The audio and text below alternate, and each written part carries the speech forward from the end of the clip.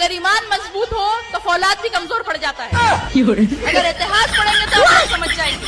जब ईमान मजबूत होता है और जब हम तवक्कुल पे रहते हैं तो मुसलमान पहाड़ को भी हिला दे सकता है और किसी भी ऊंचाई तक पहुंच सकता है। तो फिर ये योगी, मोदी, शाह क्या चीज है भाई? ऐसे तो कई आए। ऐसा नहीं है रे पगली, योगी मोदी एक ही हैं जो अभी आए हैं, गए नहीं हैं। हैदराबाद में बैठ के बकलोली करना आसान है। उत्तर प्रदेश में जब छिछोरे लोग योगी का नाम सुनते हैं तो उन निकल जाता है। अरे हम ना कह रहे तुम घर पर डंडा बज जाएगा हमारी, कुछ बोल दिया तुम वो कर देगा, घर पर लट बज जाएगा। ऐसा भी ऐसा डर है क्या? ऐसे डर है भैया, हमारे बच्चे नहीं है बयान, आप ही करो। क्या हुआ? बस भैया कुछ नहीं, कल को पट्टे लगेंगे, हमें पता है ना। इस बात तो हमने कुछ भी बोल दिया। तो अब तो सोच, योगी जी के नाम से ही जिनकी पैंट गीली हो जा रही हो और तू कह रही है कि योगी मोदी जी कुछ नहीं कर पाएंगे। तुझसे किसी ने आंख बंद करा के कुछ हिलवाया है जिसे तू पहाड़ समझ रही है, वो पहाड़ नहीं है। तू दोबारा अपने माइंड से गौर कर, जो तूने कुछ हिलाया है वो कुछ और ही है। तो हैदराबाद में बैठ के बकलोली करना बंद कर। योगी जी को बिठा देंगे, अंग्रेजी में एक वाक्य ना बोल पाएंगे। यहाँ तेजस्वी जी पूरा का पूरा इंटरव्यू अंग्रेजी में दे रहे हैं, फिर भी आप उनको नवी फिर बोल रहे हैं, योगी जी को नहीं बोल। सुपर खां काकी ये बता, ये तेरे दिमाग में आया कहाँ से कि जो तू योगी जी को और भटूरे को कंपेयर कर रही है?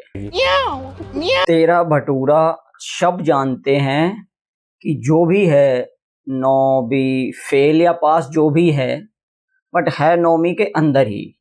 बट योगी बाबा सीएम के साथ साथ एक महान संत भी हैं और उन्हें हिंदी और हमारी जो सांस्कृतिक भाषा है संस्कृत, वो बहुत अच्छे से आती है। और हिंदी और संस्कृत दोनों ही हमारे देश की मर्यादा को बढ़ाते हैं।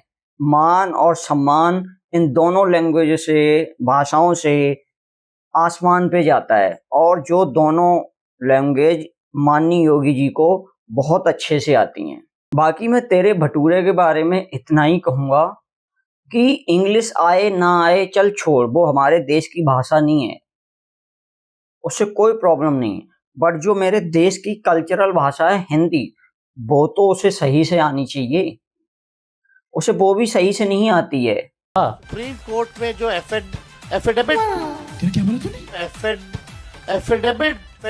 एफिडेविट जमा किया है, या देश में जो लोकतंत्र है, या देश में जो लोकतंत्र है,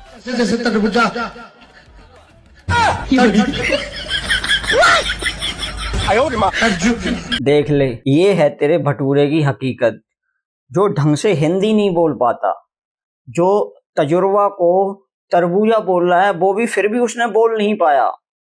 चल इंग्लिश नहीं आती है कोई बात नहीं, वैसे इसकी हजारों वीडियो पड़ी हैं, तो किसी को बताने की जरूरत नहीं है। और तू कंपेयर कर रही है माननीय योगी जी से, चल कोई बात नहीं, अगला जन्म पड़ा है, अगले जन्म में कंपेयर कर लेना। बाकी दोस्तों, हर पार्टी में एक होता है ना और एक होती है नमूनी। जैसे कांग्रेस में जलेबी बाई हैं, आरजेडी में कंचना भाभी हैं, या जो भी बोलते हैं, कंचना यादव या कंचना बाई, जो भी बोलते हैं, आरजेडी में हैं। क्या खोलता, रुकिए, सुनो, आपके पास पेन कौन सा है? मेरे पेन पे देखिए लिखा है प्रभु का राम। अच्छा, देखिए जय श्री राम लिखा है, देखिए मेरे पेन पे। मैं उस पेन का इस्तेमाल करता हूँ, और आपके पेन पे भी नहीं लिखा है, आपके शर्ट में भी नहीं लिखा है, और यहाँ फर्जी बातें करने आ गए आप। बताइए आपके, मैं पेन का इस्तेमाल करता हूँ तो प्रभु का नाम लिखा हुआ है, श्री राम जी प्रभु का नाम लिखा हुआ है, कर दिया तो दर्शकों को मैं बता दूं, इन्होंने मेरा पेन उधार लिया है। यही होता है पदौड़िया, जब मुंह में राम और बगल में छुरा होता है। मतलब दिल में तो राम के लिए कोई जगह ना हो, मगर दिखावटी के लिए राम राम चिल्लाते करो। बाकी मोहतरमा ने सच बताकर पदौड़िया के मुंह पे थूक दिया। बाकी जैसे बताया है कि हर पार्टी में एक नमूना और नमूनी होती है, तो ये समाजवादी पार्टी का एक नमूना है जिसका नाम है पदौड़िया जी। सम्मान के साथ लिया है और ये आए दिन हर डिबेट में लात जूता खाता ही रहता है। आपने डंके की चोट पे बहुत सारे काम किया, आप डंके की चोट पर क्यों नहीं बोलते कि हमने अतीक को, मुख्तार को टिकट दिया था समाजवादी पार्टी से? उस टाइम क्यों भाग रहे हो? नहीं, जब अपराधियों की बात आई तो सर मैं सुन रहा हूँ ना, इतनी देर से आपको तो सुन रहा हूँ सर, मैं कहाँ भाग रहा हूँ? आपसे पूछा, आपको समय दिया जा रहा है, आप बोल रहे हैं ना। मेरा सर ये था कि आप डंके की चोट पे क्यों नहीं बोले कि अतीक को, मुख्तार को हमने टिकट दिया? पे बोलता हूँ मैं, वो अपराधी थे, सारे अपराधी थे यूपी का। अब जाके क्या बोल रहा हूँ सर मैं? अतीक और मुख्तार की बोल रहा हूँ। नहीं है इस दुनिया में, आपकी रोटी अभी भी चल रही है, रोटी नहीं चल रही है सर। मैं सवाल पूछ रहा हूँ सर, यूपी के सबसे बड़े गुंडे थे, शर्म की बात, यूपी के सबसे बड़े गुंडे थे सर। नहीं है भाई, इस दुनिया में नहीं है, इसके मतलब आपको, आप उस दुनिया में नहीं है, आप उनको जिंदा कर करके राजनीति करना चाहते हैं। देखो भाई, आप उस दुनिया में नहीं है, पदौड़िया में भी हिम्मत नहीं है कि उनको बोल दे कि वो गुंडे थे और उनको समाजवादी पार्टी ने पाला पोसा था। ये हिम्मत सिर्फ योगी बाबा में ही है, जो संसद भवन में छाती ठोक के कहते थे कि इन माफियाओं को मिट्टी में मिला देंगे। आखिर ये पाले किसके द्वारा गए हैं? और फिर इसे इस माफिया को मिट्टी में मिला देंगे, सरकार में समझे। अब इनका खौफ कहेंगे या कुछ और कहेंगे, बट इतना पता है कि चमचागिरी करते करते इन्होंने अपना जमीर बेच दिया है और ये गुंडे को गुंडा नहीं बोल पाएंगे। बाकी आप देख लो विकास दुबे भी एक माफिया था, गुंडा था जो मारा गया। और आप किसी भी बीजेपी के नेता से पूछो विकास दुबे के बारे में तो वो सारे यही कहेंगे कि विकास दुबे एक गुंडा था और उसको एक दिन मरना ही था। तो ये होनी चाहिए हिम्मत, और ना ही फिर वहां पे धर्म देखा जाता है और ना देखी जाती है जाति। और यहाँ जिसका जमीर ही नहीं है वो कैसे बोल सकते हैं? वो गोल गोल घुमाएंगे जिससे कि वोट बैंक बरकरार रहे। क्या कर रहे हैं भाई? घुसपैठी किसको माने? हमारे यहाँ प्रवासी मुख्यमंत्री हैं, हमारे यहाँ प्रवासी मुख्यमंत्री नहीं है। घुसपैठिए वाले में तो हम लोग भाई, इलेक्शन कमीशन ने तो एफिडेविट दिया ही है, उसमें तो कई कैटेगरी में भी नहीं है, एक भी नहीं बताया इलेक्शन कमीशन ने। गुजरात के एक घुसपैठिए यहाँ गए, वोटर बन गए, आपको पता है? जो प्रभारी हैं भाजपा के भीखू भाई, पिछली बार वोट दिया था उन्होंने गुजरात में 1 साल पहले, वहाँ कटवा के यहाँ बन गया, अब यहाँ से कटवा के फिर कहीं और बन जाएंगे। तो असली घुसपैठिया तो ये भाजपा के लोग। अगर ऐसा है भटूरे, तो तेरी बीवी तो हरियाणा की है, उसका क्या नाम है, रेचल गोड़ो होंगो पता नहीं जो भी है, बट वो हरियाणा की है, दिल्ली से पड़ी हुई है और वो अब बिहार में, और जाति से भी वो क्रिश्चियन है क्योंकि वो तो हिंदू भी नहीं है। तो और उसका अब बिहार में वोट है, तो फिर वो कौन हुई? तो इसका मतलब वो भी घुसपैठिया हुई। बट मियाँ तुम दोनों को पता है कि किस घुसपैठिया की बात हो रही है, बट हिम्मत नहीं है बोलने की। बांग्लादेशी घुसपैठिया, पाकिस्तानी घुसपैठिया, उन घुसपैठियों की बात हो रही है जो वोट बैंक बन गया है, उनको हटाने की बात हो रही है। तुम योगी की बोलो घुसपैठिया है, उनको बोलो, इनको बोलो, बस यही कर सकते हो, बाकी तुम्हारे बस का कुछ नहीं है। और अब भारत देश की जनता सब कुछ जान चुकी है तुम्हारे बारे में, तो अब तुम बेफालतू के ख्वाब पालना तो बंद कर दो। आदरणीय राहुल गांधी जी को देखने के लिए हुजूम आया हुआ है पूरे सीवान में, क्या कहना चाहेंगे? वोटर अधिकार यात्रा में हम लोग सासाराम से चल रहे हैं और मैं LSCY से और यूथ कांग्रेस से हमारे रोशनी जायसवाल जी जो कि यूपी से चल कर आएंगे। आप सबकी प्यारी दुलारी अंगूरी भाभी भी पहुंच गई हैं बिहार पप्पू का सपोर्ट करने। अब एक हो गए हैं पप्पू और दूसरी का आप जो भी नाम दे दो, बट हम तो अंगूरी भाभी ही बोलते हैं। तो अब डबल मजा आएगा बिहार वासियों को, और अब पप्पू का पोपट होने से कोई नहीं बचा पाएगा। और आप वीडियो में देख ही रहे हो कि अंगूरी भाभी कह रही है हुजूम हुजूम हुजूम आया है पप्पू को देखने। तो ऐसा नहीं है रे अंगूरी भाभी, हम थोड़ा सा जो हुजूम आया है उसका आपको एक ट्रेलर दिखा रहे हैं। किसी काम किए हैं नीतीश से तो हमारे के गैस मिलल है ना, नीतीश जी काम किए हैं बढ़िया ना, फिर राशन मोदी मोदी देने है, मोदी जी दिए हैं।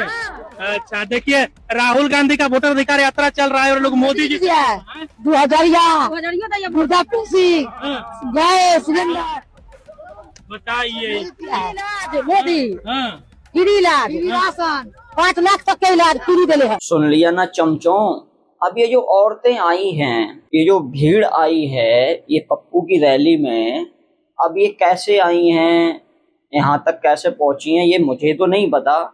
ये पैसे लेके आई हैं या किसी मजबूरी के कारण आई हैं, बट जब ये बोल रही हैं कि सब कुछ दिया है मोदी जी ने, नीतीश जी ने, तो फिर ये वोट तुम्हें कैसे दे सकते हैं? ये तो 1% भी नहीं हो सकता। अब आप लोग एस्टीमेट बना के रखे हो कि मेरी रैली में 20,000 लोग आए हैं, 50,000 लोग आए हैं, बट वोट पड़ेगा जब समय आएगा तो 1500। फिर आप कहोगे ईवीएम हैक हो गई या वोट चोरी हो गया, और आप ये नहीं देख रहे कि जो आपकी रैली में लोग आपने पैसे दे के बुलाए हैं या जैसे भी बुलाए हैं, मैं नहीं कह सकता, तो ये तारीफ कर रहे हैं नीतीश बाबू की। तो चमचो थोड़ा सा अपने दिमाग पे जोर डालो। और चमचो जो ये लंगूरी भाभी आई है ये भी यहाँ वोट देने नहीं आएगी, क्योंकि ये उत्तर प्रदेश की है, बनारस की, और ये बनारस में मोदी जी को वोट करेगी। कहीं आपने सुना है मस्जिद से पैसा ले रही है सरकार, चर्च से पैसा ले रही है सरकार? लेकिन 4 लाख के ऊपर हिंदू मंदिर ऐसे हैं जो सरकारी नियंत्रण में है और सरकार चढ़ावे का पैसा उनसे लेती है। जो भक्त जाता है, जो दर्शनार्थी जाते हैं, वो ईश्वर के प्रति अपना समर्पण करते हैं। सरकारी नियंत्रण मंदिरों पर से हटना चाहिए। आपके माध्यम से, इस सदन के माध्यम से अपनी ये बात पहुंचाना चाहेंगे श्रीमान। और हमारा स्पष्ट मानना है, लोगों ने जापान की तुलना करी के साथ, जापान कभी किसी का गुलाम नहीं रहा, और जापान हो, यूरोप के कई देश हो, उनके साथ सबसे बड़ा फायदा जानते हैं क्या है? उन्होंने अपने आस्तीन में सांप नहीं पाले हुए हैं। हमारे आस्तीन में इतने सांप है कि हम अपने घर के सांपों से लड़े कि बाहर के दुश्मनों से लड़े। बात एकदम जैनवन और सटीक बोले हैं राजा भैया। हमारे यहाँ आस्तीन के सांप तो पल ही रहे हैं और हम उनको पाल रहे हैं। बाकी जो बोले हैं दूसरी बात कि मंदिरों को सरकारी कब्जे से मुक्त होना चाहिए, तो ये तो होना ही चाहिए। बाकी अगर ये पूरे देश में नहीं हो पाता है तो इसकी शुरुआत यूपी से होनी चाहिए, और हम माननीय मुख्यमंत्री जी से ये अनुरोध करते हैं कि इसकी शुरुआत तो जल्द से जल्द हो जानी चाहिए, और ये उत्तर प्रदेश से सबसे पहले होनी चाहिए। इस पे आप लोग क्या कहना चाहोगे? कमेंट बॉक्स में अपनी राय हमें जरूर दें। दोस्तों, एक संभल से रिपोर्ट आई है, तो उससे ऐसा लग रहा है कि आने वाले दिनों में संभल में कुछ बड़ा होने वाला है, और हमारे माननीय मुख्यमंत्री जी योगी बाबा ने भी इस पे एक रिएक्शन दिया है। तो आप पहले योगी बाबा का बयान सुनिए। आपने कल देखा होगा न्यूज़पेपरों में, आज के न्यूज़पेपर में और कल के विजुअल मीडिया और सोशल मीडिया रंगे हुए थे। संभल में 24 में वहां पर जिस प्रकार का दंगा करने की एक साजिश हुई थी, उस दंगों की साजिश का कल जो कमीशन, न्यायिक कमीशन बना था, न्यायिक कमीशन ने अपनी रिपोर्ट दी है, और न्यायिक कमीशन की उस रिपोर्ट के कुछ अंश सामने आए हैं। कैसे समाजवादी पार्टी और कांग्रेस के समय में चुन चुन करके हिंदुओं को निशाना बनाया जाता था, कैसे दंगे करवा करके हिंदू विहीन कर दिया जाता था क्षेत्रों को। लेकिन आज एक डबल इंजन की सरकार है, डेमोग्राफी को भी नहीं बदलने देगी, और जो भी डेमोग्राफी को बदलने का दुस्साहस करेगा उसको स्वयं पलायन करने के लिए मजबूर होना पड़ेगा। बिल्कुल दोस्तों, ऐसा ही बयान होना चाहिए, ये लिबिड नहीं होना चाहिए। अब जो किए हैं उनको तो सजा जरूर मिलेगी और मिलनी भी चाहिए। बाकी दोस्तों, आपकी इस वीडियो पे क्या राय है हमें कमेंट बॉक्स में जरूर बताएं। बाकी आप मिस्टर लफड़े वाला को सपोर्ट भी कर सकते हैं सब्सक्राइब करके, और सब्सक्राइब करना है बिल्कुल फ्री। तो आप सभी लोग बटन दबा दीजिएगा, और हम मिलते हैं नेक्स्ट वीडियो में। राम राम जी।